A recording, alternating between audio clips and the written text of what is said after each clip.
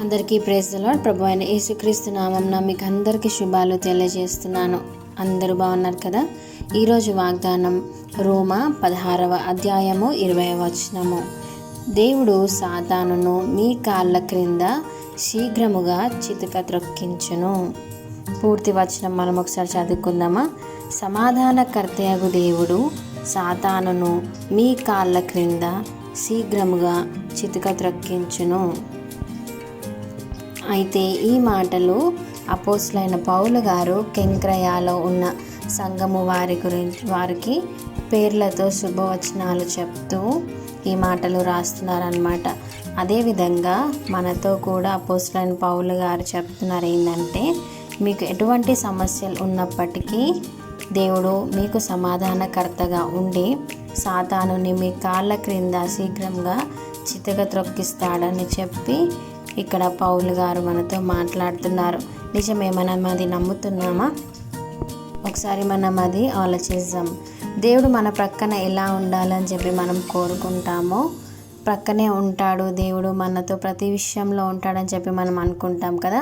అలాగే అపవాది కూడా మన పక్కనే ఉంటాడు. మనం మాట్లాడే ప్రతి మాట, మనం ఆలోచించే ప్రతి ఆలోచన కూడా సాతానికి తెలుసు. ఎందుకంటే లోకంలో సాతానికి ఉన్నటువంటి జ్ఞానం ఎవరికి లేదు నాకు తెలిసి కదా. మనుషులకి ఎటువంటి డిస్టర్బెన్సెస్ క్రియేట్ చేస్తే ఏ విధంగా మారుతారో, ప్రతి ఒక్కరికి ఏ విధంగా గొడవలు పెట్టించవచ్చో అనేది సాతానికి చాలా మంచి జ్ఞానం ఉంటుంది అటు వాటిలో కదా. కాబట్టి మనము ఆ మాటలు, మన మైండ్లో డిస్టర్బెన్సెస్ తెచ్చే మాటలు అవి సమాధానకరమైన లేదంటే అపవాది తెచ్చే ఆలోచనలను మనం ఒకసారి గ్రహించుకోవాలి. మనుషులు మనకు శత్రువులు కాదండి. ఎందుకంటే ఆ మనుషులలో డిస్టర్బెన్సెస్ క్రియేట్ చేసేది అపవాదే. అందుకనే ఒకరికొకరు సమాధానం లేకుండా డిస్టర్బెన్సెస్ క్రియేట్ చేయాలి, బంధాలను విడగొట్టాలని చెప్పి అపవాది ప్రయత్నం. అలాంటి ప్రయత్నం ఒకవేళ మన జీవితంలో, మన ఇంట్లో జరుగుతుండొచ్చు.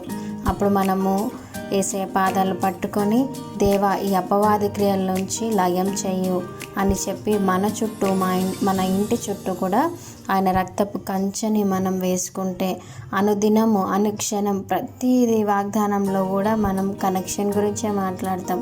ఎప్పుడైతే మనం దేవునితో ఎంత మంచి కనెక్షన్ ఉంటే అపవాది ఇంకా డిస్టర్బెన్సెస్ క్రియేట్ చేయాలని చూస్తాడు, కానీ మనకి దేవుడు విజయాన్ని అనుగ్రహిస్తాడు.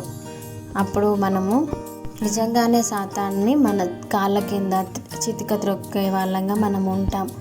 అపవాదికి మనం ఎప్పుడు కూడా చోటు ఇవ్వకుండా మన మైండ్స్ కానీ, మన చూసే చూపుల్లో కానీ, మనం ఆలోచించే ఆలోచనలో కానీ తెల్లగా మనము ఎప్పుడైతే మారుతామంటే దేవునితో మనం కనెక్ట్ అయినప్పుడే వీటన్నిటి నుంచి మనం విజయాన్ని పొందుకుంటాం. ఇలా మనము మన లైఫ్ స్టైల్ మార్చుకుంటే మనం ఎప్పుడు కూడా మన ఇంట్లో కానీ, మన బయట కానీ సమాధానాన్ని మనం పొందుకుంటాం. ఈ వాగ్దానాన్ని క్లెయిమ్ చేసి ఈరోజు మనం ప్రార్థన చేసుకుందాం. ఈ వాగ్దానం దేవుడు దీవించి ఆశీర్వదించును గాక. Amen. Thank you. God bless you.